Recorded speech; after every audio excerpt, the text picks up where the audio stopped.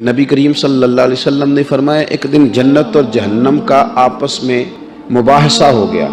جہنم کہنے لگی کہ میرے اندر جو لوگ آئیں گے نا وہ بڑے بڑے سردار، بڑے بڑے متکبر، بڑے بڑے جبار، بڑے بڑے لوگ آئیں گے، یہ میری شاید فضیلت ہے۔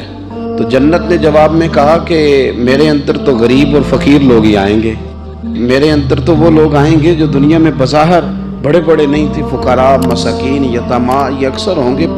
جب دونوں آپس میں گفتگو کر رہے تھے نا تو رسول کریم صلی اللہ تعالیٰ علیہ وسلم فرماتے ہیں اللہ تعالیٰ نے پھر جنت سے فرمایا، اللہ نے جنت سے فرمایا کہ تو میری رحمت ہے اور میں اپنے بندوں میں سے جس پر رحمت کروں گا نا تیری صورت میں اس پر رحمت کر دوں گا۔ اور رب کریم نے ارشاد فرمایا جہنم سے کہ تو میرا عذاب ہے، تو میں اپنے بندوں میں سے جس کو چاہوں گا تیرے ذریعے عذاب دے دوں گا، لیکن بھار میں تم دونوں کو ہی ڈالوں۔